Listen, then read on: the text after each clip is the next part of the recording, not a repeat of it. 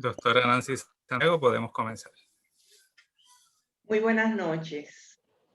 La Asociación de Historia del Viejo San Juan se honra en auspiciar este primer Congreso Internacional de Historia de San Juan, en una celebración del 5º centenario de nuestra ciudad capital. Ha sido un esfuerzo de un grupo de personas con gran inquietud por el bienestar de nuestra ciudad. Esta noche hacemos homenaje a un historiador, antropólogo, arqueólogo, gestor cultural, cuya labor ha servido para promover la cultura y la identidad de nuestro pueblo. Cumpliría hoy 100 años si no hubiese partido hacia la gran aurora. Nos referimos a don Ricardo Alegría Gallardo. De él hablará más adelante en esta noche su biógrafa oficial, la doctora Carmen Dolores Hernández. Justamente una de las instituciones fundadas por él, el Instituto de Cultura Puertorriqueña, hace posible la transmisión de esta gran celebración, gracias al trabajo técnico del doctor Pablo Crespo. Es un esfuerzo titánico que nuestra asociación agradece profundamente. Desde otra de las instituciones establecidas por don Ricardo, tengo el placer de presentar a ustedes a la doctora Clara Segarra Román, rectora del Centro de Estudios Avanzados de Puerto Rico y el Caribe. Adelante, estimada rectora. Saludos a todos. Hoy es un día bien importante. Hoy, 14 de abril de 2021, se cumple el centenario del natalicio de nuestro fundador, don Ricardo E. Alegría Gallardo. Don Ricardo fue un forjador de nuestra moderna identidad como pueblo. La obra y sus contribuciones abarcan tantas ramas como la cultura. Hasta su fallecimiento, don Ricardo se mantuvo siempre alerta y muy pendiente a todos sus proyectos y publicaciones, siempre optimista y con muchas iniciativas culturales, razón por la cual, ¿verdad?, nos sentimos muy orgullosos de su obra. Por espacio de casi 7 décadas, don Ricardo gestionó la colaboración de las más prestigiosas artistas e intelectuales del momento.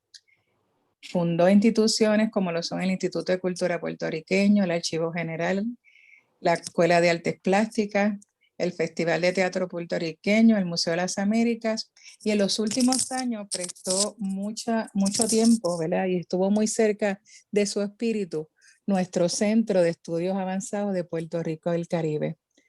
Me siento orgullosa de tener, ¿verdad?, la rienda de este centro educativo donde ofrecemos maestrías y doctorados, cumpliendo la agenda que don Ricardo comenzó con nuestro centro para allá para los 1970. Así que continuemos su obra y disfrutemos de todo su legado.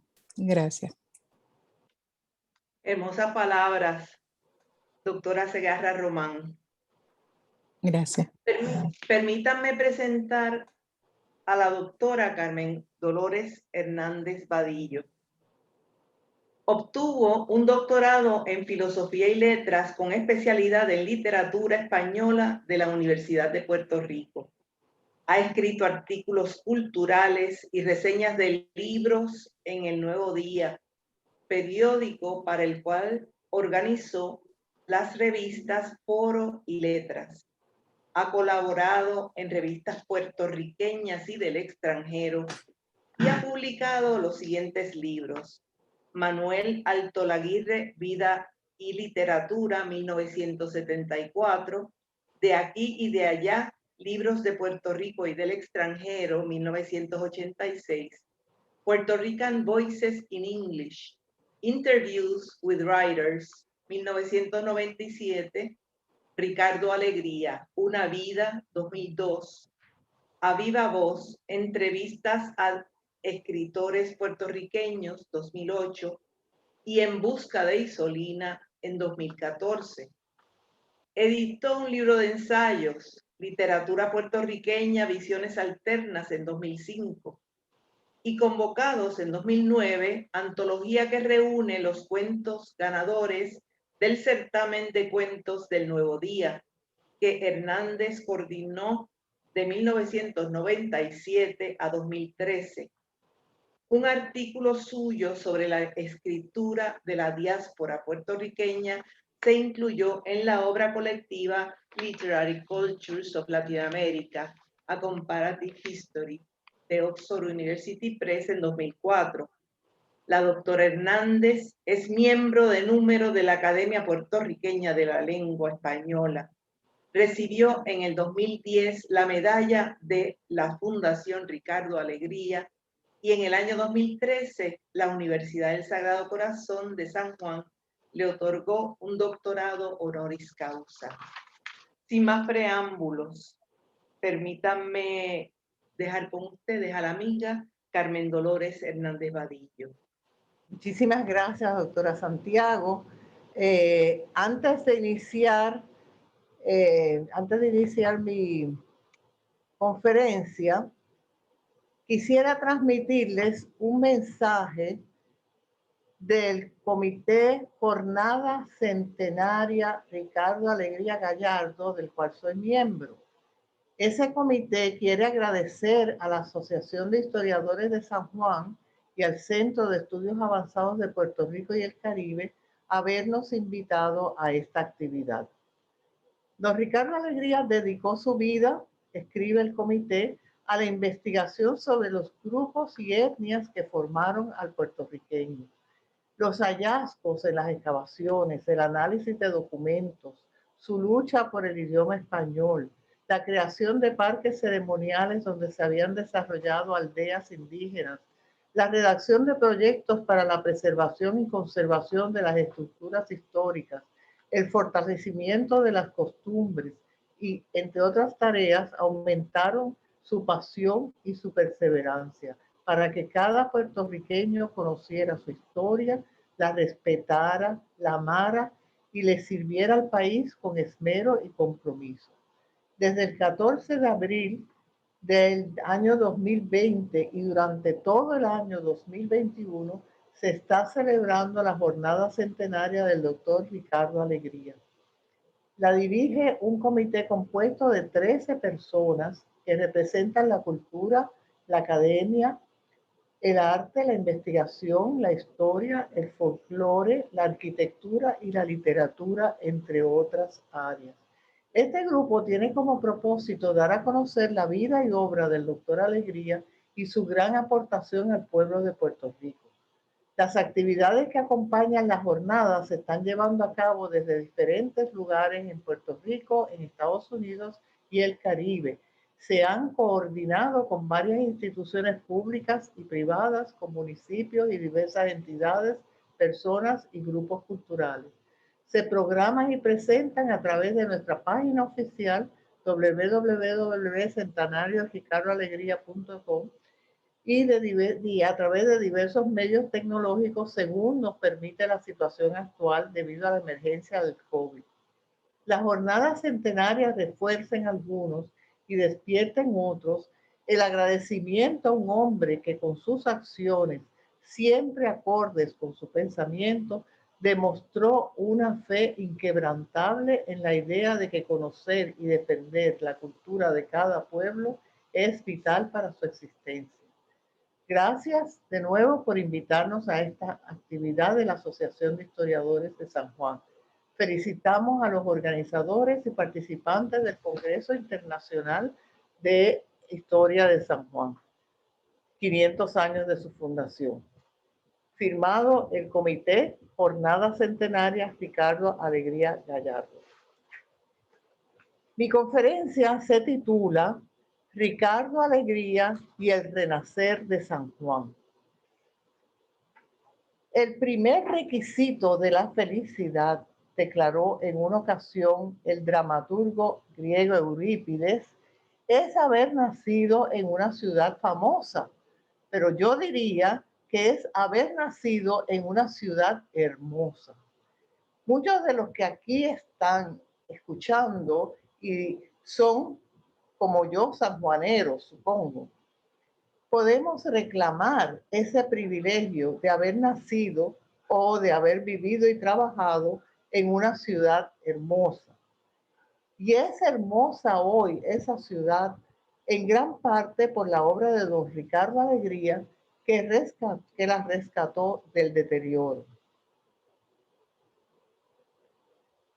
Esta fecha de su centenario de nacimiento, precisamente hoy, 14 de abril, ha coincidido felizmente con la celebración en progreso de los 500 años del traslado en 1521, posiblemente en 1522, según el historiador Francisco Moscoso, con el traslado de San Juan a la isleta que aún ocupa.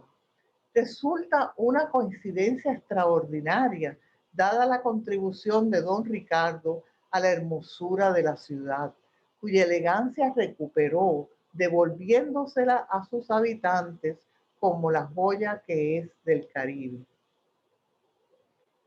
Un hombre excepcional, era antropólogo, profesor, museólogo, historiador, escritor, restaurador, creador de instituciones. Ricardo Alegría llevó a cabo el esfuerzo más abarcador que ha habido en nuestra historia de rescate y promoción de la cultura puertorriqueña. Él también nació aquí hace precisamente 100 años, cuando el hoy llamado Viejo San Juan, la capital, era el núcleo administrativo, comercial, cultural y político de Puerto Rico. Habitada entonces por unas 70,000 personas, incluyendo sus barrios y dependencias, San Juan era en aquel momento una ciudad pequeña y acogedora. Desde su casa, desde la casa de del entonces niño don Ricardo, desde su casa en la calle Salvador Brau, que es hoy la calle San Francisco, que era una casa con 2 balcones, el niño solía mirar desde uno de ellos hacia la Plaza de Colón, que le quedaba al frente, así llamada porque allí está la estatua del descubridor, obra del escultor Aquile Canessa, que se encuentra en su centro desde 1894. Él consideraba el balcón como su centro de mando. Siempre decía que ese balcón era como su centro de mando. La Plaza de Colón, además, era uno de los lugares más concurridos de una ciudad que estaba toda ella llena de vida y de viandantes. Del otro lado de la plaza, y creo que aquí se puede apreciar, se encontraba el Teatro Municipal, que se llama Tapia desde 1937. Estaba y está allí aún precisamente por los esfuerzos que hizo su padre, don José Pepe Alegría, cuando fue representante a la Cámara por el Partido Liberal de 1936 a 1940. Don Pepe se opuso entonces a que lo demolieran para hacer, porque esa era la intención, un gran edificio para la Lotería de Puerto Rico. Ricardo Alegría tuvo pues en su propia familia el ejemplo del amor por la ciudad. Mucho antes de que él iniciara su obra, su padre había amado la ciudad, había caminado sus calles, había admirado sus monumentos y disfrutado de su sociabilidad. Cuando el niño miraba desde el balcón, a su izquierda quedaba el bellísimo edificio estilo imperio del Casino de Puerto Rico, que hoy es centro de recepciones del gobierno. Desde que se inauguró en 1917, había sido el centro social y artístico de la ciudad. En sus salones elegantes no solo se celebraban bailes de sociedad, sino que también se llevaban a cabo presentaciones de teatro, muchas de ellas a cargo de don Emilio Belaval. El padre de Alegría había presidido esa institución, la del Casino de Puerto Rico, de 1935 a 1937, tomándose un interés especial en esas presentaciones de teatro. En los años 20 y 30, San Juan tenía varios cines, entre ellos el Tres Banderas y el Luna. Desde el 1923 tuvo un rascacielos. el edificio de la tienda González Padín, el más alto del país entonces, ya ustedes lo ven a la izquierda, perdón, a la derecha. Eso era la idea de un rascacielos en los años 30, se construyó en el 1923 y luego en el 1939 se inauguró el precioso edificio estilo Art Deco del Banco Popular. Aquí no lo tengo, pero yo creo que todos conocen el Banco Popular que está frente a los muelles, cerca de los muelles. Ese tenía la altura espectacular de 11 pisos. Tenía San Juan un hotel muy elegante, el Palace. Tenía escuelas cuya arquitectura resultaba monumental, como la José Julián Acosta y la Escuela Valdoriotti de Castro, en ambas de las cuales Alegría estudió sus primeros años. Tenía periódicos, El Mundo, El Imparcial, se establecieron en el siglo XX y desde el siglo XIX venían publicándose y siguieron en el siglo XX La Democracia y La Correspondencia. Y tenía además librerías, varias. Entre ellas estaban la de Sanjurjo Vidal y la de Santa María en la calle San José, La Primavera en la calle Cruz, la de Real Hermanos en la calle Tanca y la de Cantero en la calle Fortaleza. Quizás algunos que me escuchan recuerden, porque yo lo recuerdo de mi niñez, la librería Campus. Así que San Juan era una ciudad muy vital. Una sanjuanera, tan sanjuanera como don Ricardo, Edna Cole, escritora y estudiosa de la literatura, la describió así en sus memorias, y cito: las familias se veían con frecuencia, se hablaban de balcón a balcón o se encontraban en la plaza de recreo o en el mercado o en la iglesia. Prácticamente todo el mundo se conocía. Los ámbitos sociales más populares eran la Plaza de Armas, donde se celebraban retretas estupendas dirigidas por la banda de Tisol, o la farmacia de Guillermetti, centro de reunión para los políticos. Desde niño, Ricardo Alegría se enamoró de su ciudad. La dejó solo cuando la familia se mudó al entonces moderno barrio de Santurce, a la calle del Parque. Su casa, precisamente, es hoy la sede del Colegio de Arquitectos de Puerto Rico. La mudanza obedeció a un movimiento general. Las familias de clase media y alta empezaban entonces a irse de San Juan a los nuevos barrios de Santurce, el condado, que ya se había consolidado como un lugar elegante, Santa Teresita, Ocean Park y también Miramar, que ese era bastante más antiguo, dejando así un espacio que ocuparon muchos desplazados de los campos que llegaban a la capital en busca de trabajo.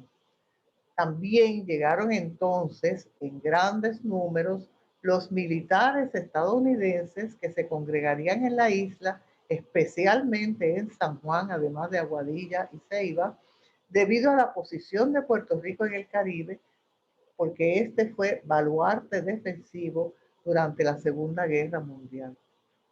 Las Fuerzas Armadas de Estados Unidos ocuparon espacios privilegiados como el Morro, el Fuerte San Cristóbal, el Convento de los Dominicos, que fue cuartel general de la Comandancia de las Antillas, y la Casa Blanca, que se convirtió en la residencia particular del jefe de las Fuerzas Armadas de la isla.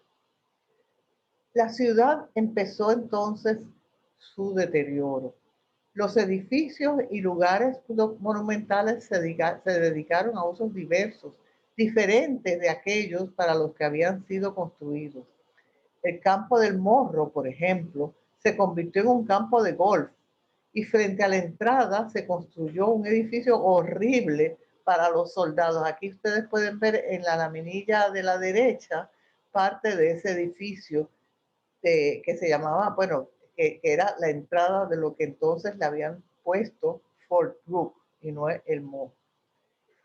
En el convento de las Carmelitas, las celdas de las monjas se transformaron en pequeñísimos apartamentos donde vivían familias enteras. El patio principal estaba ocupado por un taller de mecánica. Así que se podrán ustedes imaginar cómo era aquello. Esa misma subdivisión en pequeños apartamentos había desvirtuado por completo muchos de los edificios principales. En los años 30 y 40, San Juan seguía siendo centro del comercio con las grandes tiendas, la ya mencionada González Padín, otras que se llamaban La Ópera, Los Muchachos, Justy, la New York Department Store, y quedaban algunas librerías, especialmente la de Campos. Y todavía estaban allí en los años 30 y 40 todas las oficinas del gobierno, los grandes bufetes de abogados, los tribunales y muchos consultorios médicos. De día, en los años 40 y principios de los 50, San Juan seguía siendo una ciudad vital a donde acudía mucha gente a trabajar todos los días. Cuando caía la tarde, sin embargo, se convertía en otra ciudad por completo, una ciudad sórdida y violenta, llena de bares y casas de prostitución. La literatura ha reflejado, nuestra literatura puertorriqueña ha reflejado ese San Juan decadente y sórdido en los cuentos de René Márquez y en sus obras de teatro, así como también en las obras de teatro de Luis Rafael Sánchez, especialmente en su trilogía Sol 13 Interior. Los esfuerzos por restaurar a San Juan, a su antigua belleza y al lugar que había ocupado como centro de una sociedad de población heterogénea, no empezaron con Ricardo Alegría, pero fue él quien los llevó a una feliz consumación.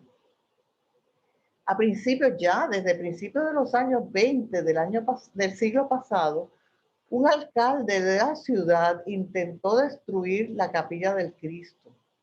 El Club Cívico de Damas se movilizó entonces para evitar la demolición y lo lograron, iniciando luego su reconstrucción y fundando la Hermandad del Santo Cristo de la Salud, que se ocupa desde entonces y hasta ahora de su mantenimiento. Desde el 1930 se pasaron leyes como la Ley 27, que creó la Junta Conservadora de Valores Históricos adscrita al Departamento del Interior de Puerto Rico. Muchos de los intentos de conservación, sin embargo, chocaban con los intereses militares de Estados Unidos y quedaban sin efecto. Según se caldeaba el clima internacional que llevó en último término a que Estados Unidos entrara en la Segunda Guerra Mundial, esos intereses militares adquirieron cada vez más preeminencia. Ante los reclamos de conservación, reclamos insistentes de conservación y restauración de la ciudad, el representante al Congreso de los Estados Unidos, Lawrence Lewis, demócrata de Colorado, declaró que, y cito, la conservación de sitios históricos es interesante e importante, pero la conservación de la seguridad nacional es vital. Quiere decir que la conservación de San Juan pasaba desde luego a un segundo plano. El Servicio Nacional de Parques, el National Park Services, llevó a cabo 3 estudios relativos a la conservación de la zona de San Juan, 2 en 1934 y el tercero en 1949. Ese tercer estudio puede haber sido motivado por el hecho de que el ejército seguía indiferente a los reclamos de los puertorriqueños respecto a la conservación de San Juan, aún después de terminada la Segunda Guerra Mundial, que terminó, como ustedes saben, en 45 y 46, dependiendo del teatro de la guerra, Europa en el 45 y el Japón en el 46. En 1947, el ejército destruyó varias manzanas de casas del barrio de Vallajá frente a la iglesia San José para hacer un estacionamiento. Quizás algunos recuerden ese estacionamiento porque yo lo recuerdo. La legislatura insular pasó en julio de ese mismo año la Ley 13, que autorizaba y ordenaba al Departamento de Transportación y Obras Públicas adquirir aquellos monumentos y lugares históricos considerados como tales o que fueren así declarados por la Junta Conservadora de Valores Históricos, que luego se sustituyó por la Junta de Planificación. Poco después, en 1949, se pasó la Ley 374, cuyo propósito era, y cito, autorizar la creación de zonas antiguas o históricas de Puerto Rico. Un comité asesor histórico adscrito a la Junta de Planificación hacía las recomendaciones sobre la conservación. En 1951, la Junta pasó la resolución Z7 del 28 de marzo que formalizó la protección de San Juan como zona histórica. Se protegían así 890 edificios dentro del recinto amurallado de la ciudad. Entre los consultores estaban Kenneth Chorley y Edwin Candref, funcionarios. Perdón, estos son Helen Tucker y Teodoro Vidal. Creo que se me pasó ponerlo cuando hablé de la Sociedad para el Fomento y Conservación del San Juan Histórico. A la izquierda Helen Tucker, a la derecha Teodoro Vidal. En 1953, 2 años antes de que se fundara el Instituto de Cultura, que como todos saben se fundó en el 55, un grupo de ciudadanos consternados por el estado del Viejo San Juan fundó la sociedad. No me había equivocado, perdón. Ahora es que venía esta laminilla. En el 53, un grupo de ciudadanos consternados por el estado del Viejo San Juan fundó la Sociedad para el Fomento y Conservación de San Juan y la integraban Evelyn Paniagua, Luis Manuel Rodríguez Morales, que después de don Ricardo, fue director del instituto, Teodoro Vidal, que aquí lo ven a la derecha, Julio Marrero Muñoz, David Jones, Frederick Jessing y Helen Tucker. Ese mismo año hubo otro esfuerzo gubernamental. Se le presentó a la Junta de Planificación un plan para la renovación urbana del Triángulo Histórico de San Juan que se dirigía a problemas como el estacionamiento, la congestión del tráfico, los arrabales, los parques y otras facilidades comunales y el deterioro de las estructuras históricas. El gobierno federal financiaría 2/3 partes y el insular se suponía que financiara 1/3 parte. El plan lo prepararon Nathaniel Keith y Carl Face, asesores del municipio. Aparte de tales esfuerzos colectivos, en los años 40 final, el arquitecto argentino Mario Busquiazo, restaurador del edificio del Cabildo de Buenos Aires, que lo tienen ahí, y también de la Casa de la Moneda en Potosí, Bolivia, visitó Puerto Rico. La Junta de Planificación le encomendó elaborar un plan maestro para la restauración de San Juan, cosa que empezó a hacer inventariando fotográficamente los lugares que había que restaurar. Ese fue el antecedente más inmediato de la obra restauradora del Instituto de Cultura puertorriqueño. Todo ello, de lo que he estado hablando, se había llevado a cabo contra un trasfondo de relativa inacción gubernamental de los Estados Unidos en el campo de la restauración y la conservación. Una de las primeras restauraciones históricas de una ciudad en aquel país fue hecha con capital privado. Fue la del Williamsburg Colonial en Virginia, comenzada en 1927 y financiada por W.A.R. Goodwin y John D. Rockefeller. O sea que eso fue fruto de el capital privado invertido en esa obra de restauración. Y a pesar de que desde 1906 se había pasado en Estados Unidos la primera legislación para proteger las ruinas y monumentos prehistóricos o históricos, esa ley se llamó el American Antiquities Act, y a pesar también de que en 1916 se estableció el Servicio de Parques Nacionales y de que en 1935 se pasó el Historic Sites Act, que estableció como cuestión de política pública que se debían preservar los lugares de significación nacional, lo cierto es que había pocas iniciativas de ese tipo a nivel federal, muy pocas. La preservación a nivel federal, la preservación del distrito histórico de Charleston en la Carolina del Sur se llevó a cabo en 1931, pero como una iniciativa local de la ciudad, al igual que la preservación del Vieux Carré de Nueva Orleans, que se hizo en 1937, y la de la llamada La Villita de San Antonio, Texas, en 1939. Por eso he dado estos datos porque Ricardo Alegría fue pionero absolutamente en el renglón de la restauración de toda una ciudad capital mediante una agencia gubernamental, o sea, poner al gobierno a trabajar para restaurar una ciudad entera, no un edificio, no un monumento tan solo, sino la ciudad entera. Fue él quien llevó a cabo la inmensa obra a través del Instituto de Cultura Puertorriqueño. Su visión de una ciudad monumental, pero habitable, amable para el viandante y propicia para el comercio, con plazas amplias, casas de familia, comercios y edificios gubernamentales, fue la visión que prevaleció. El San Juan que él restauró fue y es una ciudad viva. Cuando la Junta de Gobierno del recién creado Instituto de Cultura Puertorriqueña en 1955 lo nombró para dirigir la nueva institución, Alegría tenía 34 años, era un hombre completamente joven.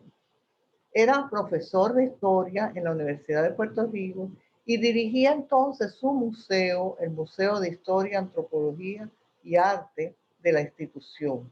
Ese museo había trabajado en él varios años, primero como director auxiliar. El fundador del museo fue el historiador Rafael W. Ramírez de Arellano, maestro de don Ricardo, y él fue su director auxiliar y después director en propiedad.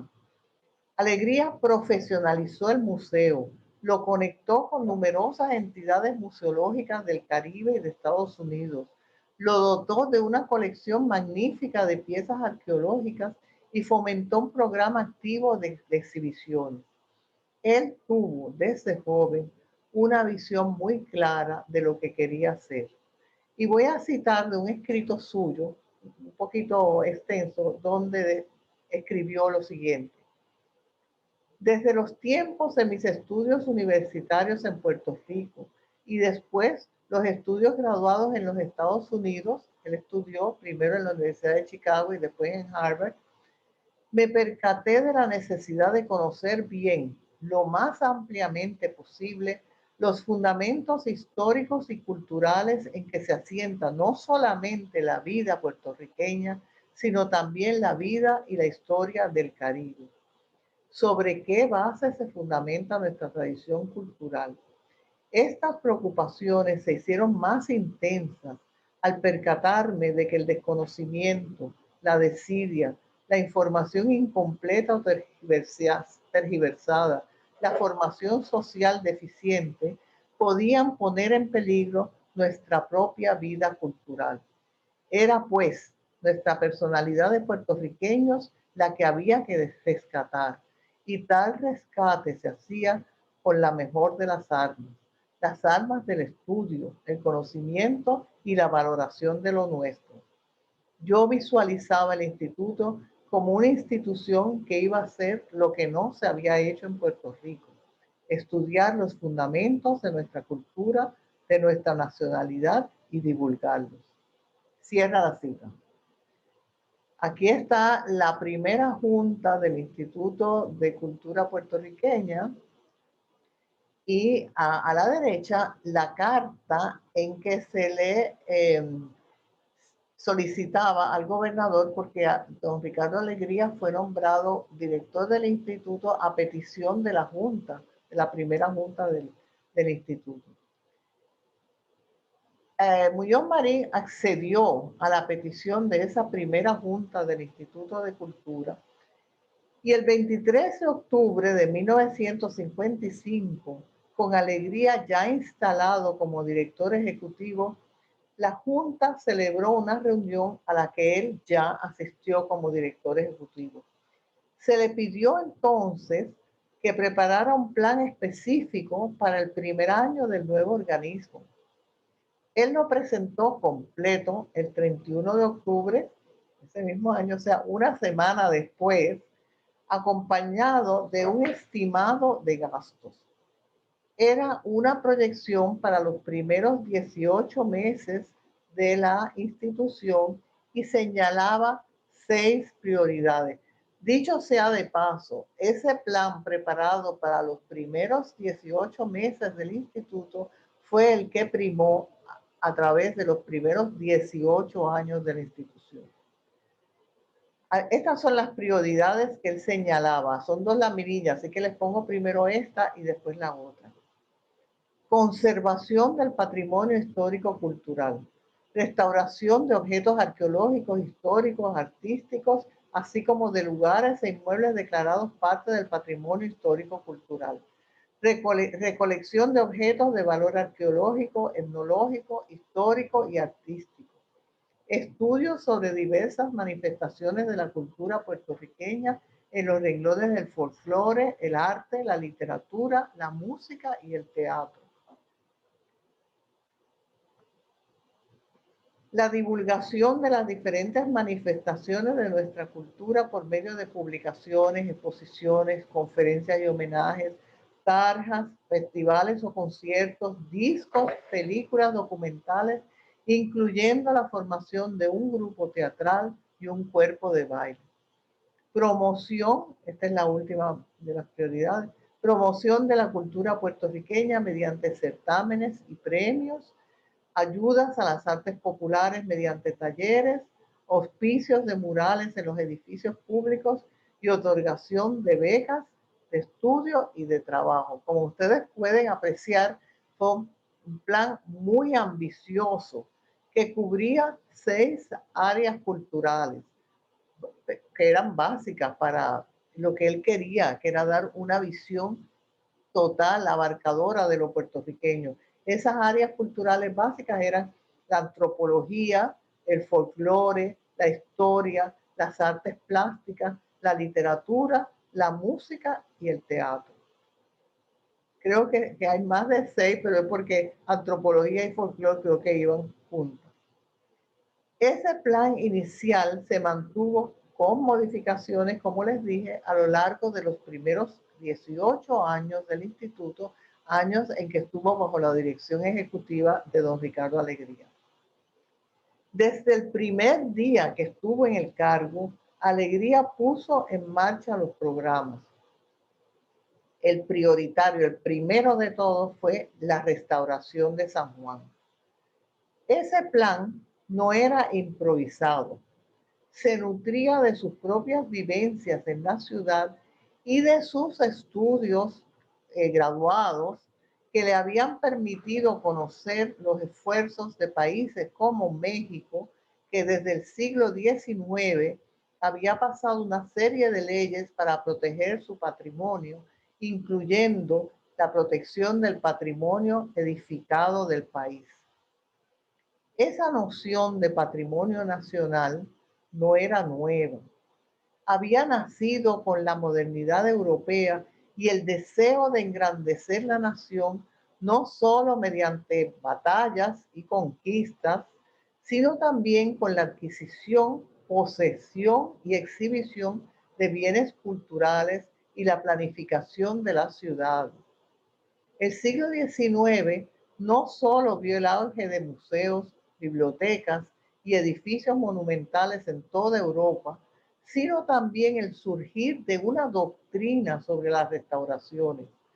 Eugène Viollet-le-Duc en Francia restauró numerosos monumentos nacionales y escribió extensamente sobre ellos. Ese siglo, el XIX, vio también el embellecimiento y restauración de urbes enteras que se transformaban con una planificación racional. Habría que recordar el París de Haussmann, la Barcelona de Cerdá e incluso el Nueva York que encomendó el desarrollo del Parque Central, obra de Frederick Law Olmsted, completado en 1876 y enclavado en medio de una ciudad que había adoptado el plan urbanístico de la cuadrícula desde 1811. Ya para el siglo XX se había aceptado ampliamente la noción de que el país se engrandecía con sus monumentos y bienes culturales y también con la hermosura de sus ciudades y no solo con su potencia militar y agresiva. Estados Unidos había adoptado algunas medidas de conservación, como vimos, lo del proyecto de Williamsburg. Cuando Alegría inició su obra en San Juan, tuvo a dos grandes aliadas, dos mujeres influyentes que lo apoyaron. Una fue doña Inés Mendoza de Muñoz Marín, a la izquierda, que lo sostuvo siempre porque ella había sido su maestra en la Central High y por ella él había incurrido en una suspensión del plantel, lo suspendieron de la escuela, al defenderla cuando ella se opuso públicamente a que la enseñanza en las escuelas de Puerto Rico fuera en inglés. La otra aliada fue doña Felisa Rincón de Gautier, alcaldesa de San Juan de 1946 a 1968, quien colaboró estrechamente siempre con la obra de Alegría en San Juan. De entre las varias comisiones que creó Alegría en el instituto, tan pronto lo nombraron a su dirección, la primera en entrar en funciones fue la Comisión Asesora de Monumentos Históricos. También hubo comisiones asesoras de teatro, de publicaciones, de música. En música había dos comisiones, una de asuntos musicales y otra de grabaciones musicales. Otra comisión fue la de artes plásticas, que también era una comisión muy importante porque estableció talleres de escultura, de grabado, de tejido, de metalistería y de mosaico, además de un programa de exposiciones. Las comisiones eran grupos nombrados por él de expertos para asesorarlo en cuanto a los pasos que había que dar para desarrollar esas diferentes áreas. A la vez que se nombraron esas comisiones, se inauguraron varios programas. Programa de investigaciones y conferencias, otro de parques y museos, otro de conmemoraciones de personas y hechos históricos, otra de centros culturales en los pueblos, y además había programas de danza, de becas, de estudios puertorriqueños y el programa del Archivo de la Palabra.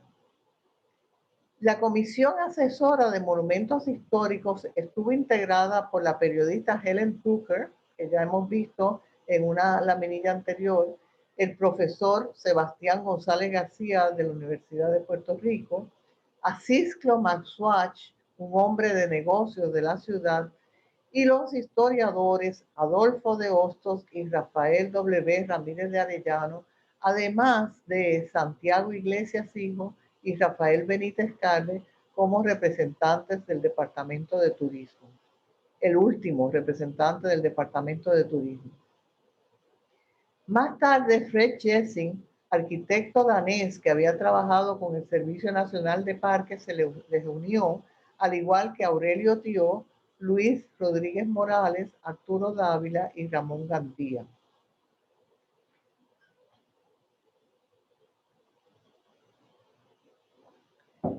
El trabajo empezó enseguida. El artista Osiris Delgado, reclutado por el instituto, redactó un proyecto de conservación del San Juan antiguo en que se evaluaba tanto la legislación aplicable a la zona como los estudios anteriores, a la vez que se ofrecían guías para orientar el programa de restauración. O sea, que se tomaron en cuenta los estudios anteriores de los que les hablé. Las guías para orientar el programa de restauración contenían normas detalladas sobre la manera de manejar varios elementos estructurales o decorativos, como eran las fachadas, los zaguanes de entrada, las escaleras, los patios interiores, los pavimentos, las divisiones internas, las azoteas, los miradores, los empañetados, las puertas y ventanas, los balcones, las galerías de persianas, los aleros, la pintura, los aljibes, las rejas, los faroles, las tuberías, los rótulos y los anuncios. Como ustedes ven, enormemente abarcadores eran esas guías, porque orientaban a quienes fueran a hacer las restauraciones en todos los elementos que tenían que ver con la restauración. No fue nada fácil implantar esas guías. Hubo realmente batallas campales con los residentes y sobre todo con los comerciantes que debían seguirlas. Los comerciantes, contaba Osiris Delgado, y cito directamente de una entrevista que le hice hace muchos años ya, creían que San Juan se iba a fosilizar por las restricciones y estaban furiosos. En una ocasión me derramaron una sopa desde un segundo piso. Cierra la cita. Don Ricardo mismo contó que un comerciante, cuando él lo fue a ver, le sacó una pistola y lo puso sobre el escritorio amenazándolo. Pero el trabajo siguió adelante. Las primeras restauraciones se llevaron a cabo en colaboración con Fomento Industrial, agencia que dirigía Teodoro Moscoso, ya que una de sus proyecciones, de las proyecciones de Fomento Industrial, era aumentar el turismo. Para ello, había adquirido Fomento Industrial 4 edificios que había que restaurar. Uno de ellos era la llamada Casa Cabildo, frente a la catedral, al lado sur de la pequeña plaza allí ubicada.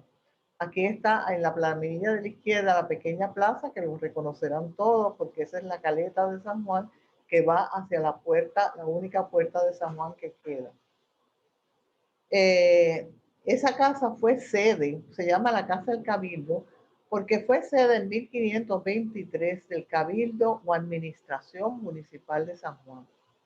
También se restauró en ese primer momento, en colaboración con Fomento Industrial, la casa número 255 de la calle del Cristo, donde se establecería luego la Casa del Libro, y la casa número 202 de la misma calle, donde estuvo durante muchos años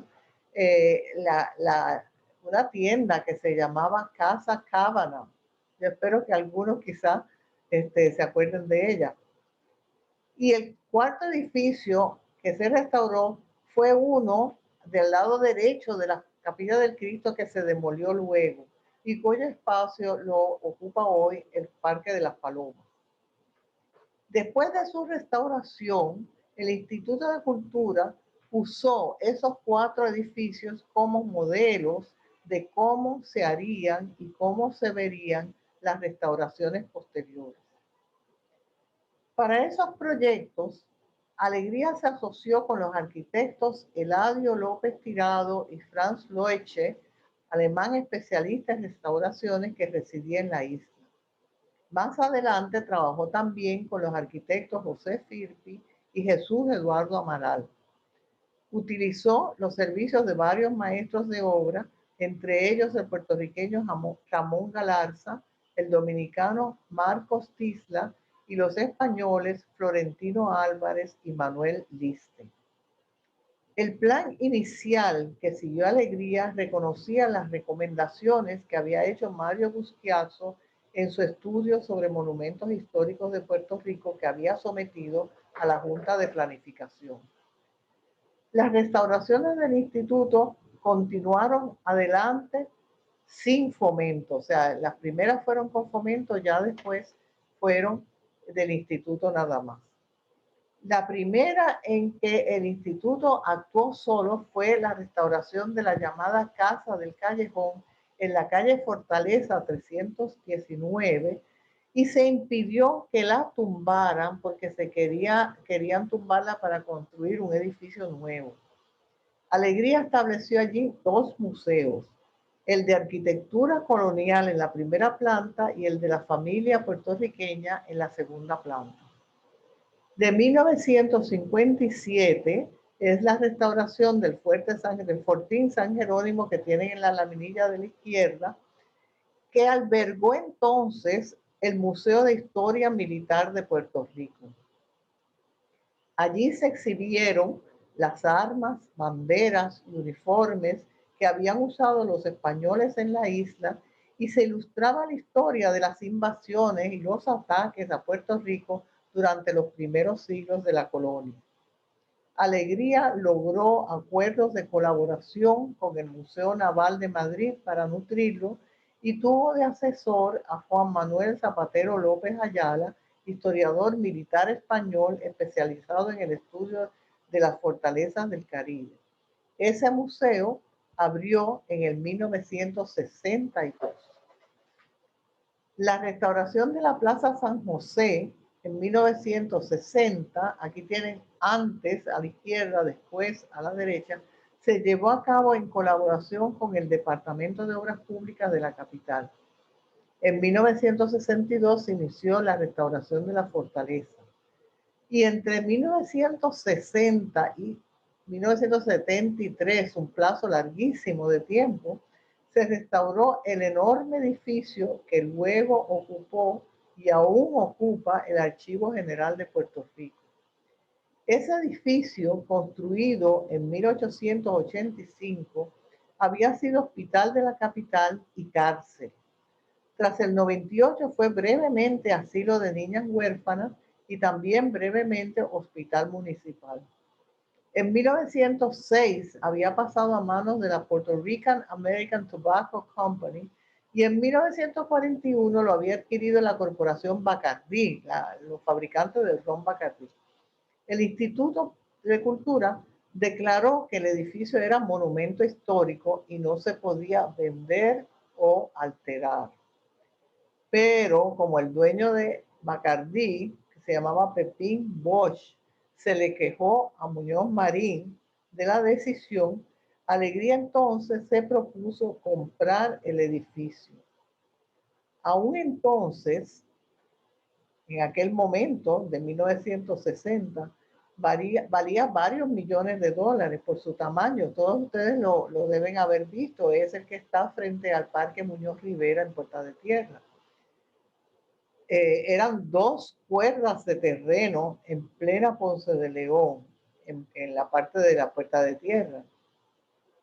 Alegría lo que le ofreció al señor Bosch fue $500,000, pagaderos a razón de $100,000 cada año por 5 años.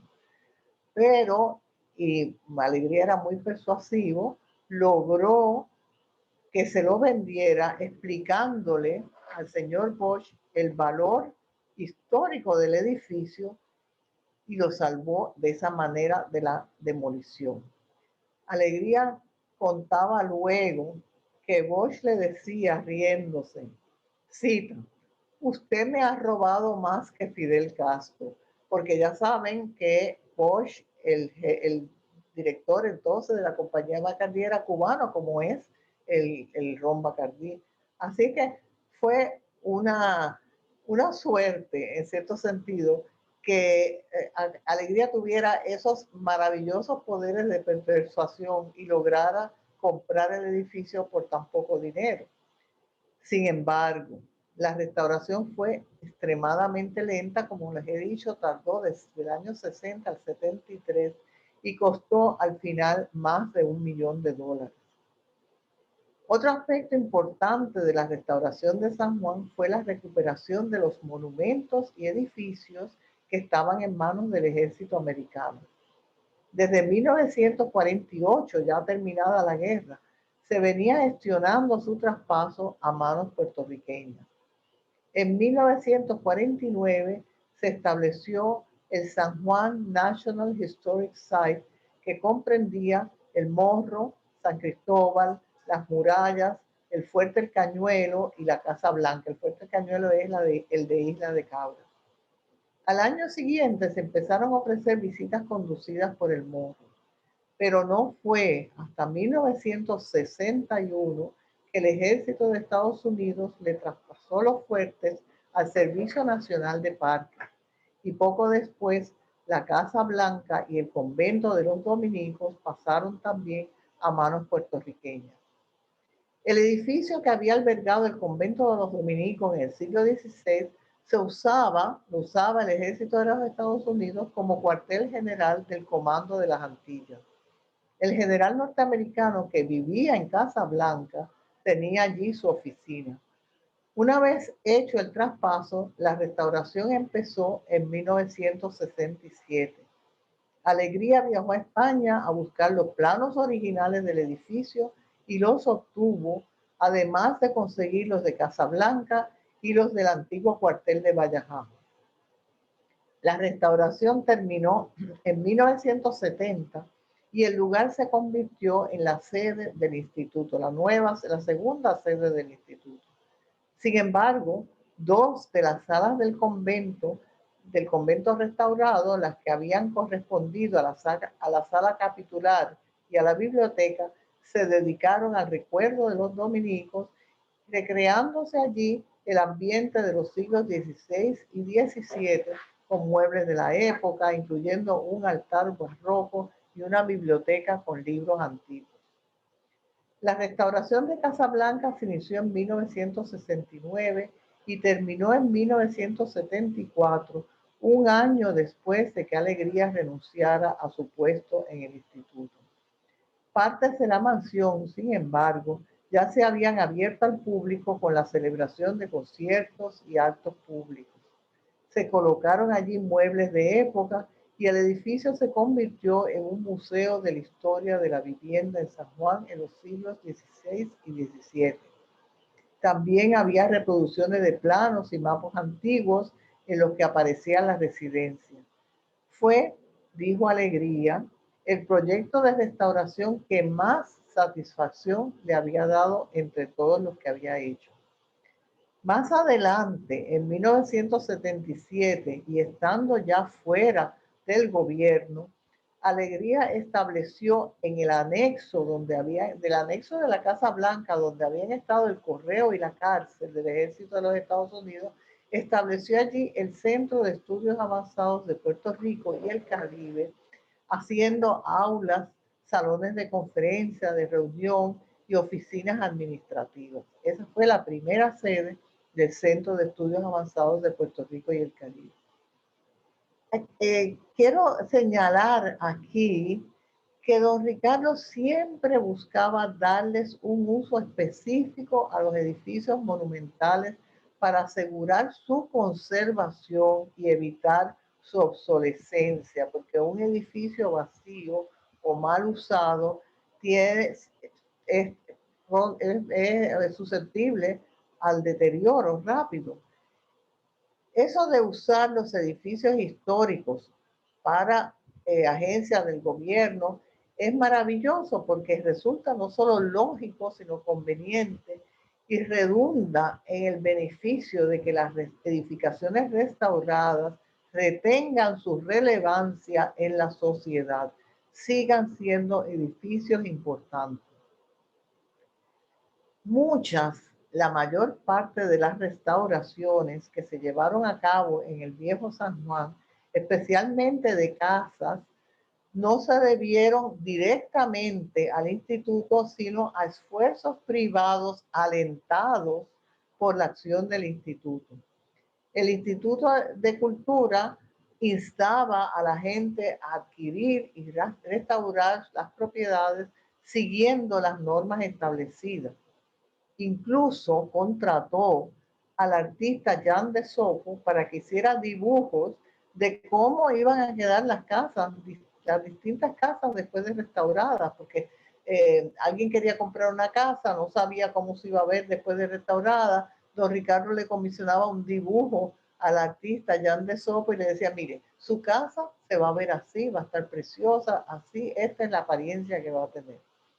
Al principio él atendía cada restauración, se reunía con los dueños, les proveía documentación arquitectónica y mediante una colección de fotos documentaba el diseño de las fachadas y de detalles como balaustres, molduras y balcones. Trajo artesanos de Santo Domingo y de España para trabajar en esos detalles y estableció un almacén que tenía disponibles los materiales para la restauración. Por ejemplo, vigas de Ausubo y las reproducciones de los azulejos tradicionales. Y todo esto, claro, rebajaba los costos de los materiales, porque si ya estaban en Puerto Rico, pues era mucho más barato que mandar a buscar algunos de los materiales que no había aquí, mandarlos a buscar a distintos lugares. Poco a poco, las familias fueron volviendo a la ciudad. El mismo Alegría se mudó en 1967 con su esposa Mela Ponce de Alegría y sus 2 hijos a una casa que compró en 1961 en la calle San José, esquina Sol. Aquí tienen la casa antes y después. Esa casa se conoce ahora y se conoció entonces como la Casa de los Azulejos, porque después de restaurada eran notables las escenas bíblicas que se encontraban en la parte de las escaleras que iban al segundo piso. El impulso del regreso a San Juan fue apoyado por un plan muy eficaz de exenciones contributivas y exenciones a la ley de alquileres. A la ley de alquileres razonables que aplicarían, gracias al instituto, no solo a las personas que hicieran las restauraciones de acuerdo a las normas establecidas. O sea que habría exención personal y de alquileres razonables a aquellos que siguieron las normas de la restauración. El Banco Gubernamental de Fomento prestaba dinero a un plazo de 30 años para esas obras de restaurar edificios coloniales. En los 18 años que Ricardo Alegría estuvo dirigiendo el Instituto de Cultura, se rescataron y restauraron en la zona de San Juan 197 edificios y estaban en proceso otros 15. San Juan se convirtió de nuevo en una ciudad vital, en un entorno hermoso, que todavía lo es, que les recordaba a los visitantes, fueran de aquí o del extranjero, la historia del país. En 1973, Ricardo Alegría se retiró voluntariamente de la dirección del instituto. San Juan, sin embargo, siguió siendo para él una prioridad.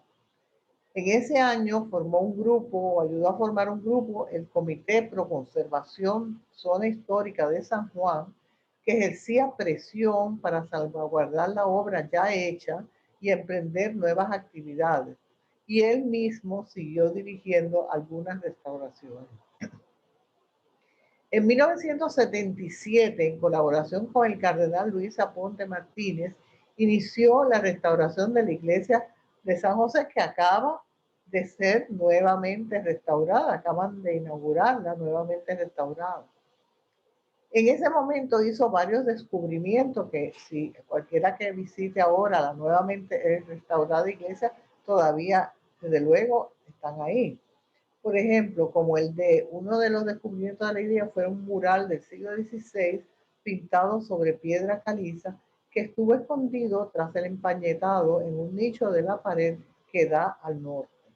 Era la imagen de San Telmo, patrón de navegantes y viajeros. Es hermosísimo ese mural. Hubo otros descubrimientos allí, como el de artefactos indígenas que databan del año 200 a.C.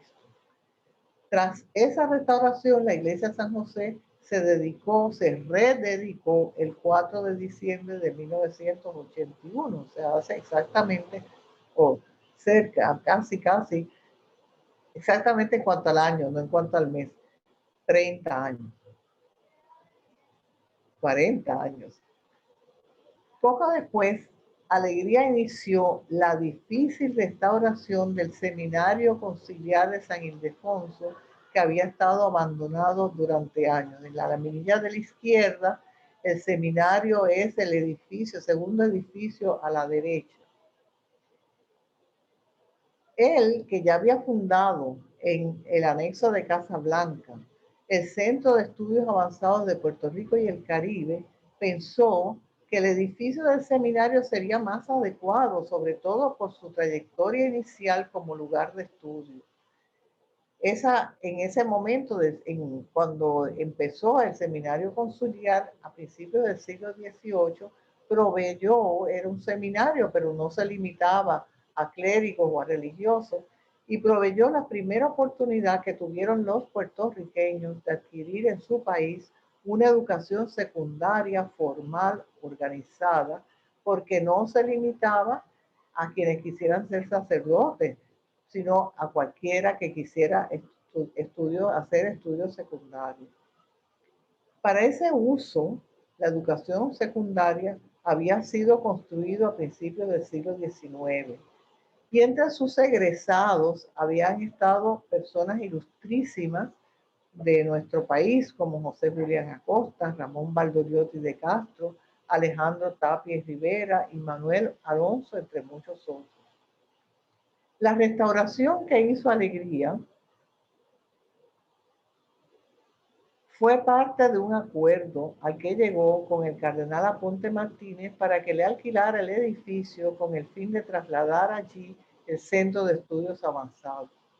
La parte central del edificio se había inaugurado originalmente en 1832 y en 1853 se había inaugurado un segundo cuerpo tras el edificio principal con una pequeña capilla.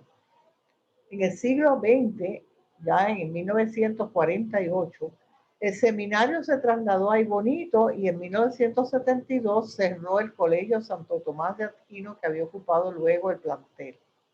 La estructura estaba abandonada y deteriorada. Las obras comenzaron en 1984 y terminaron en 1986.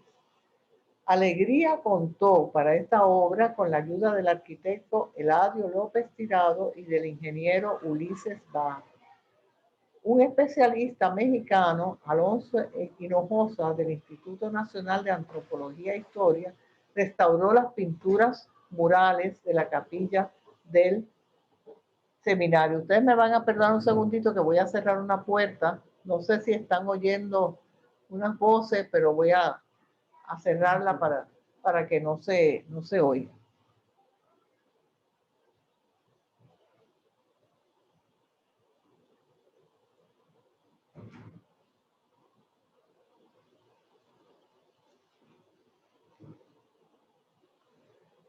Muchas gracias y perdonen la interrupción.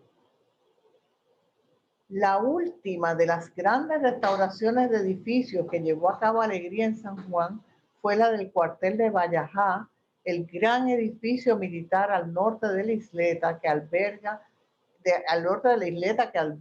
al viejo San Juan, cerca de la entrada del Morro. Fue construido entre 1853 y 1863 en tiempos de la colonia española como cuartel de infantería en el barrio llamado precisamente de Vallajá. Fue el último que a gran escala erigió aquí el gobierno español. Majestuoso, como pueden ver en su apariencia, tiene un inmenso patio interior de piedra que servía para que las tropas se ejercitaran. Los 3 pisos que lo circundan abren hacia ese patio mediante grandes galerías que terminan con una serie de arcos. Hasta 1898, fecha en que la isla pasó a manos de Estados Unidos, el cuartel albergaba a los militares españoles y a sus familias. El ejército estadounidense también lo usó como cuartel y luego como hospital militar, llamándole el Hospital Rodríguez. En 1976 lo traspasó el ejército al gobierno del Estado Libre Asociado de Puerto Rico con el compromiso de que los restaurara y utilizara para fines educativos y culturales. El edificio, sin embargo, se quedó como en una especie de limbo hasta que a mediados de la década de los 80, la administración de Rafael Hernández Colón propuso restaurarlo como parte del Plan Especial de Reforma Integral de la Zona Histórica de San Juan. Dentro de ese plan También estaba la restauración del asilo de beneficencia y del Hospital de la Concepción, adyacentes al cuartel de Vallajá, para crear en esa parte de San Juan un centro urbano de actividad cultural. El asilo de beneficencia es hoy el Instituto de Cultura y el Hospital de la Concepción, la Escuela de Artes Plásticas. Cuando las cámaras legislativas aprobaron en 1986 una resolución conjunta para crear la Comisión Puertorriqueña para la celebración de los 500 años del descubrimiento de América y de Puerto Rico, el proyecto de restauración se vinculó a esa comisión.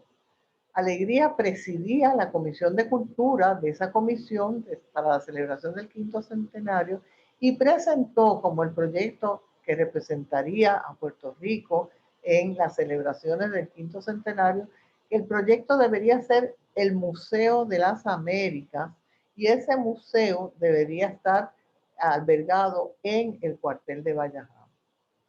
Las obras de restauración se iniciaron en 1986. Hubo problemas económicos, hubo otros debido al paso del huracán Hugo en 1989 y hubo litigio con los arquitectos. Hernández Colón le encomendó la supervisión de las obras a la Oficina Estatal de Preservación Histórica, entonces bajo la dirección de Mariano Corona.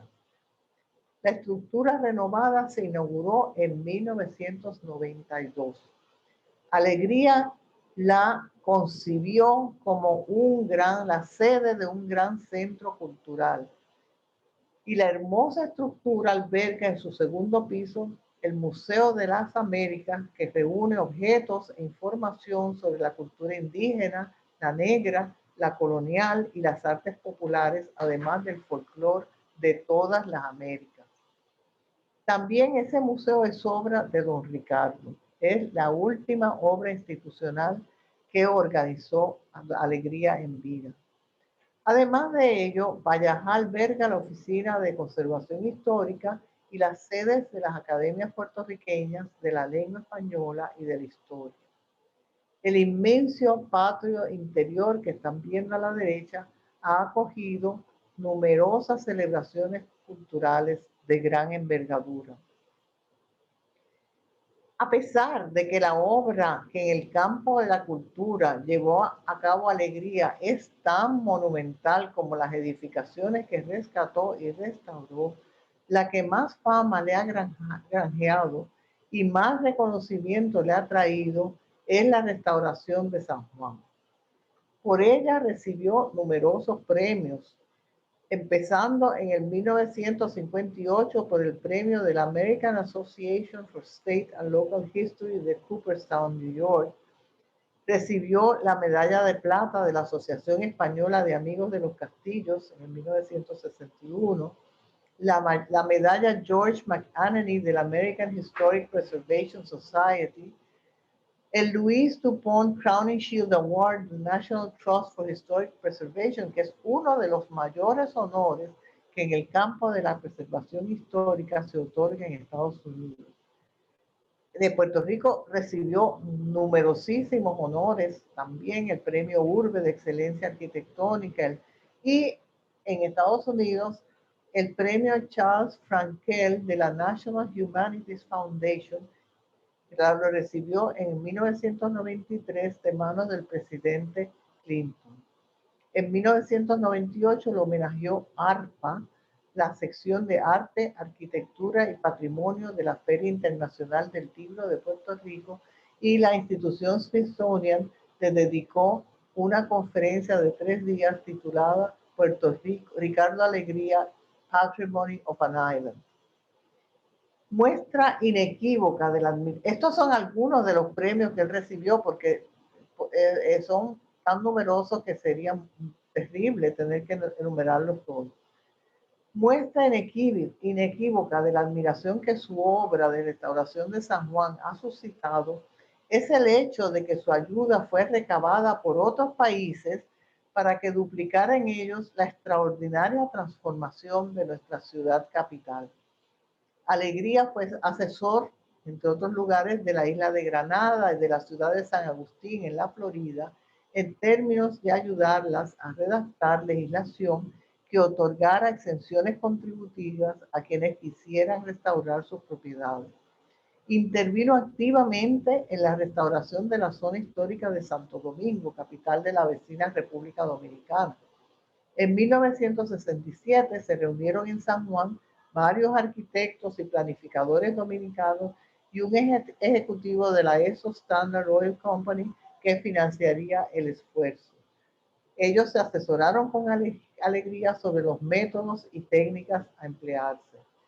También colaboró en la restauración de la Casa de Piedra de Juan Ponce de León en San Rafael del Yuma, en la República, y otros lugares, la República Dominicana, y otros lugares que buscaron su consejo en el proceso de restaurar sus ciudades fueron Colombia para la restauración de Cartagena de Indias, Canadá para la de Toronto, Jamaica para la de Kingston, Haití para la de Cap Haitien y para el Palacio de Sanssouci y Saint Croix para la de Christiansen.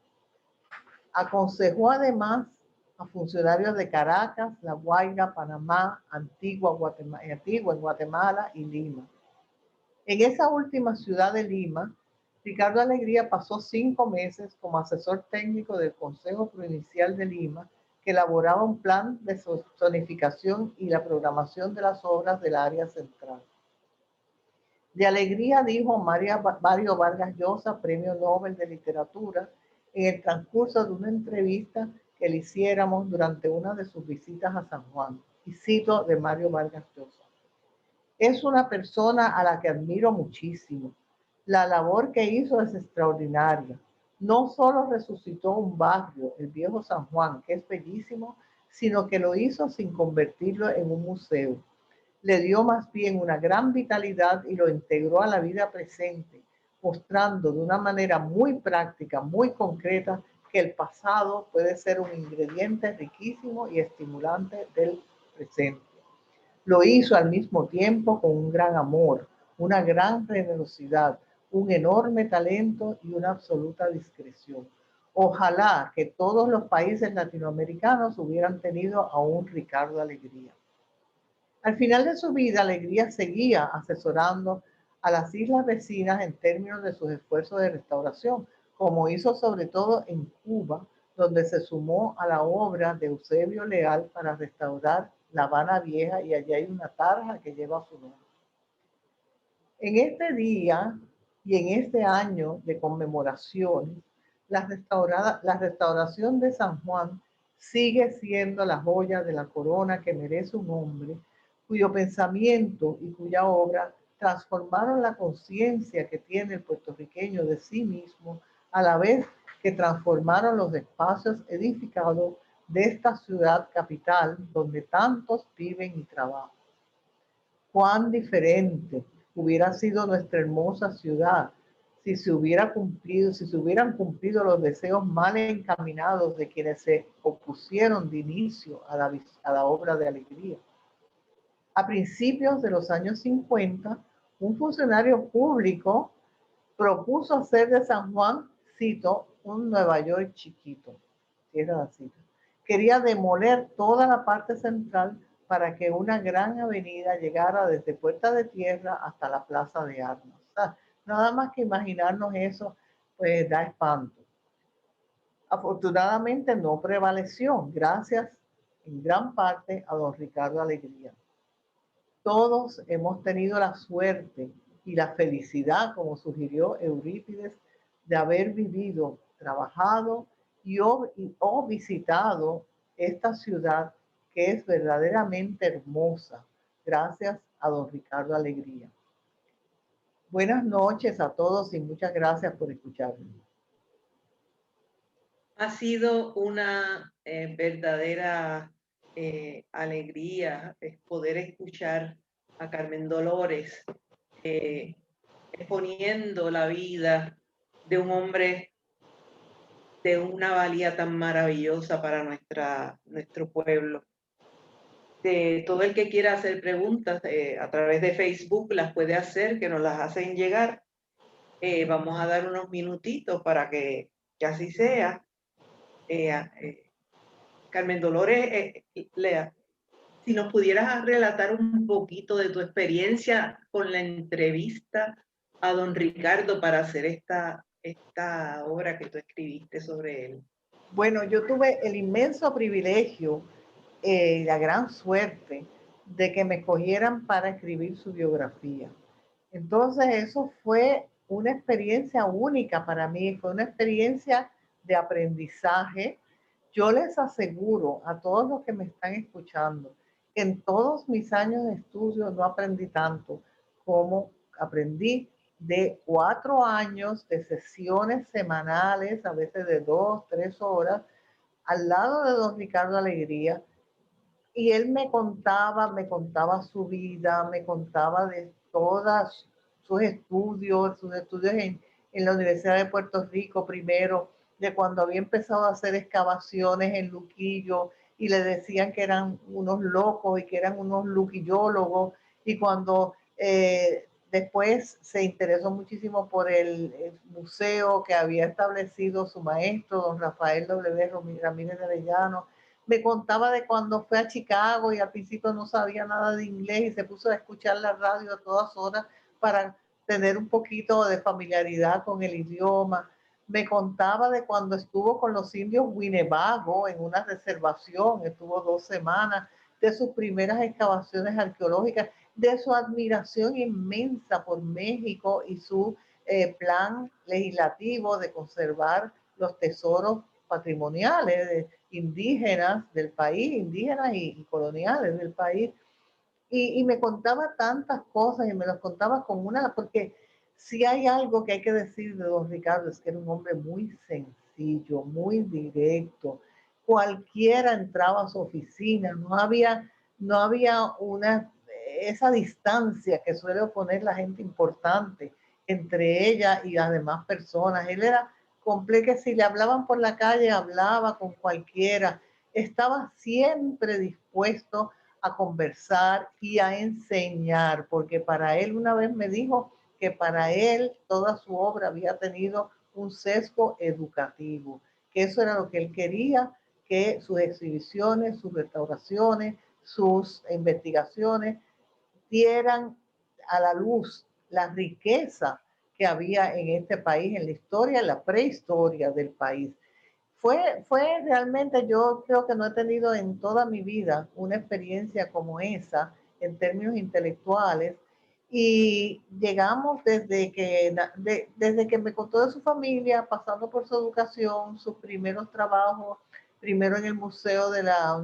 Y entonces todo eso yo lo iba complementando con investigaciones, ¿verdad? Porque él me contaba del museo de la universidad, entonces yo me metí en el museo a ver todos los documentos de él, y tengo que hacer una mención muy agradecida a la esposa de don Ricardo, Carmen Ana Pons de Alegría, que me abrió los archivos privados de su esposo, donde hay una riqueza enorme, un archivo maravilloso, una riqueza enorme de cartas, proyectos, investigaciones de todo tipo, que él tenía en su casa. No sé dónde estarán ahora, pero espero que se conserven, porque eran unos archivos que yo creo que son imprescindibles para la historia de Puerto Rico. Así que no tengo palabras para alabar, digamos, o para justipreciar esa experiencia extraordinaria que duró, en términos de las entrevistas, más de 4 años, y en términos de la amistad que desarrollé con él, un privilegio también, hasta la hora de su muerte, porque él era una persona muy amable, muy correcta, y yo creo que el perfil de don Ricardo se puede resumir en una frase que me dijo un colaborador de él, don Roberto Viascochea Lota, con quien hablé poco antes de que muriera, don Roberto Viascochea, que había colaborado con don Ricardo, y me dijo: Ricardo nunca dio una orden que no pareciera una súplica. Y eso a mí me llegó al corazón, porque no era una persona, digamos, que bandara de malos modos, y ni que reprendiera a nadie. Eso me lo dijo también su secretaria, Marisa Rosado, que acaba de fallecer también. Me dijo, él no le alzaba la voz a nadie. Y me añadió ella, y Dios sabe que hubiera habido ocasiones de que lo hiciera. Así es que personalmente, como persona, como profesional, como antropólogo, como puertorriqueño, antes que nada, yo aprendí más de él que de nadie más en la vida. Yo quisiera transmitirles a la gente esa bondad, ese saber profundo, porque no era solo conocimiento que los tenía, ¿verdad? Un arqueólogo tenía un doctorado de Harvard, tenía una maestría de la Universidad de Chicago, la universidad donde habían empezado en el siglo XX los estudios antropológicos más serios de los Estados Unidos.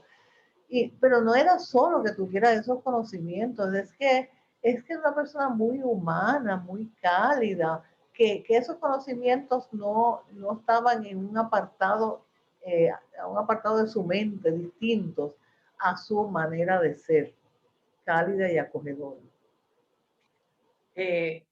Voy a comenzar a leer los mensajes que tenemos aquí. Carmen Bofil dice que Ricardo Alegría es un ser muy especial. Muchas personas mandan saludos y hablan de lo interesante de la conferencia. Qué bueno. Ivonne López López dice, yo nací en el Hospital Rodríguez de Fort Brooke.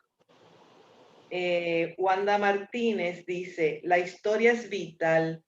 Si tú no conoces la historia y cultura de tu país, no la puedes amar, citando a Ricardo Alegría.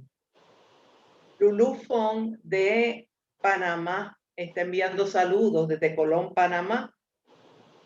María Soledad Calero indica sin duda fue un visionario. Leida Santiago dice el mejor lugar hablando del Archivo Nacional. Y luego dice qué sacrilegio de antiguo convento a cuartel militar, hablando sobre el que está al lado de San José. El convento de los dominicos. Y dice que Alegría fue un titán. También dice que la escritora María Gloria Palma restauró su casa de la calle Luna, donde se estableció con su esposo, el filósofo Alfred Stern. Alexis Vázquez dice que don Ricardo tenía un compromiso genuino, serio con San Juan y con el pueblo puertorriqueño. Ada Negrón dice que es magnífico.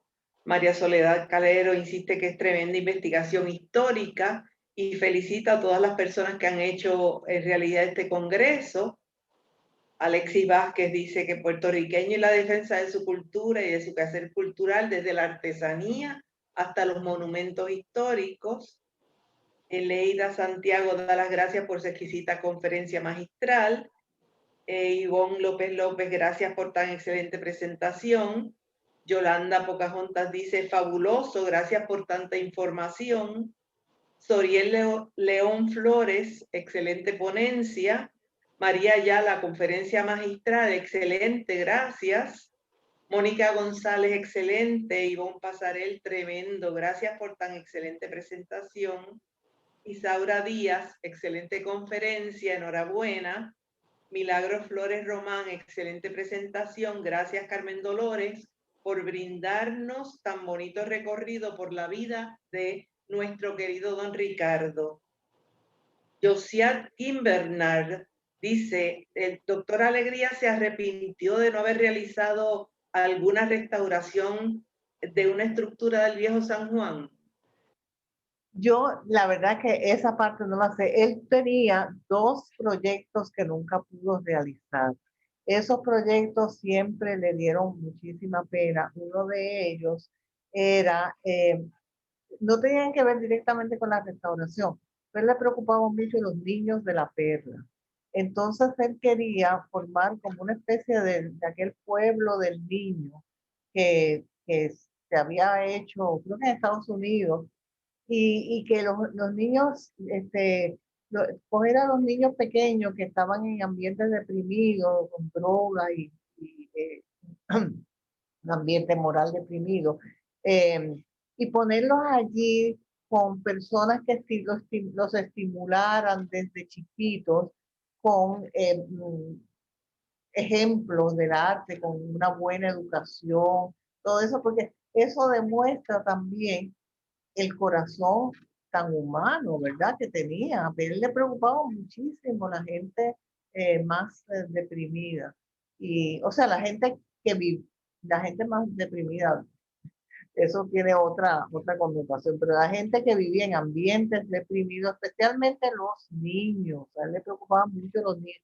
Él, su oficina, en su oficina entraban niños, entraban personas, pues, de todo tipo de personas que querían preguntarle. A veces los niños tenían proyectos escolares y le iban a preguntar y él los recibía, una persona que para la sociedad era tan importante, ¿verdad? Y ha tenido esos puestos tan importantes, recibía a los niños como si hubieran sido sus parientes, sus niñitos, que iba a él. Entonces él siempre me decía que él había sentido mucho que esa visión no no se le hubiera materializado y trató y incluso me enseñó un plan comprensivo para esos pueblos de niños en donde se rescataría. Así que sí, él tuvo. Entonces él también, una vez estuve en su casa con unas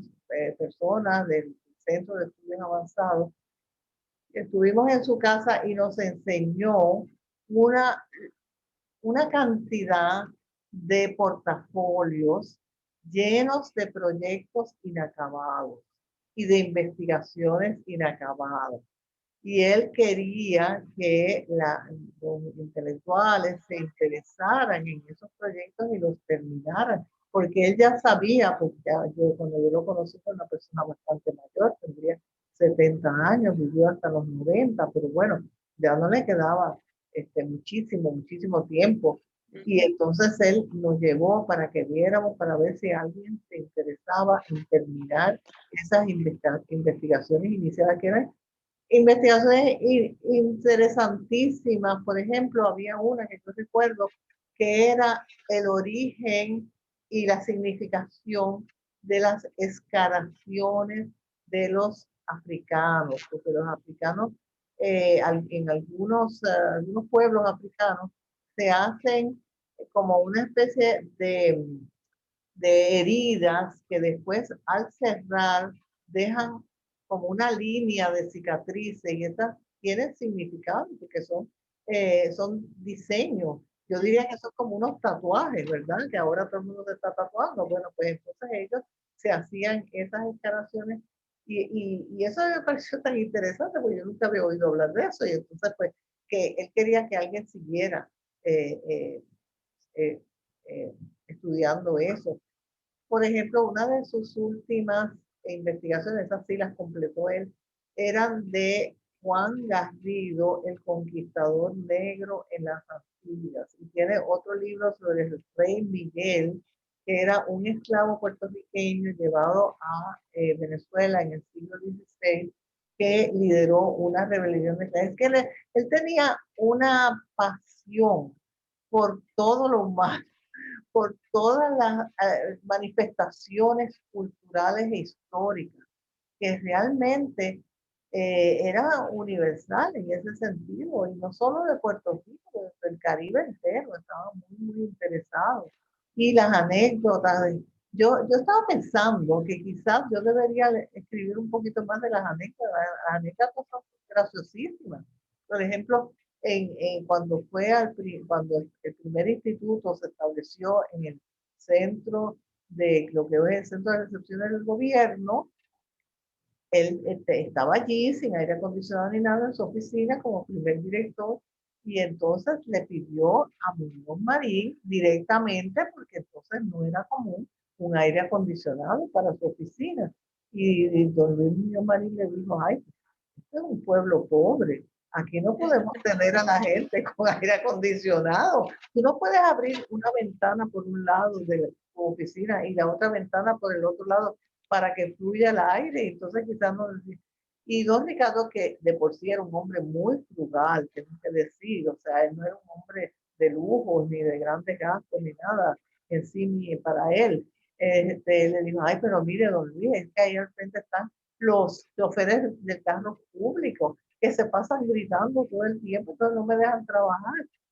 Y le dice don Luis, mi hermano, bueno, por esta vez, Ricardo, te voy a complacer. Te voy a dar el aire acondicionado, pero no me pidas más nada, porque eso no es para un pueblo pobre como el puertorriqueño. Y esa ya ustedes, todos los puertorriqueños que me están oyendo, podrán ver lo que va de ayer a hoy, ¿verdad? Sí, definitivamente. Miguel Rodríguez López dice, felicito a la amiga Carmen Dolores Hernández, un gran homenaje a la memoria y el legado de don Ricardo Alegría. Carmen Alicia Morales, la presidenta de la Asociación de Historia del Viejo San Juan. Gracias, profesora Carmen Dolores Hernández. Susan Schomburg dice, thank you for a lovely and very interesting presentation. I remember meeting Dr. Alegría in 1985 when I first started to explore my family history in Puerto Rico. He was able to connect me with Dr. Richard in Aguadilla, who knew all about my ancestors. Rafi López, excelente, gracias. Raúl Velázquez, muy cierto. Ivonne Pasarel. Y en lo social, se indignó porque no aceptaron a un amigo de raza negra en una fraternidad y fundó la Alpha Beta Chi. Raúl Velázquez dice, excelente, gracias. Juan Báez, ¿alguna recomendación para conseguir información de antropología culinaria de Puerto Rico? Le sugiero que se comunique conmigo en el correo nsantiago@icppr.gov. Leida Santiago dice, don Eusebio siguió el plan de restauración de don Ricardo. Cierto. Y también me lo reafirmó la doctora Lourdes Domínguez, las veces que fui allá a Cuba. Carlos Alberto Rubio Cancela manda su saludo. Petrín Fiol Silva dice, conferencia fabulosa, muchas gracias desde Filadelfia. María Ayala, ¿esta conferencia se va a poder ver luego? Sí, puede verla luego a través de YouTube en el canal del Instituto de Cultura Puertorriqueña. Mónica González, le gustaba contarle cuentos a los niños, dice.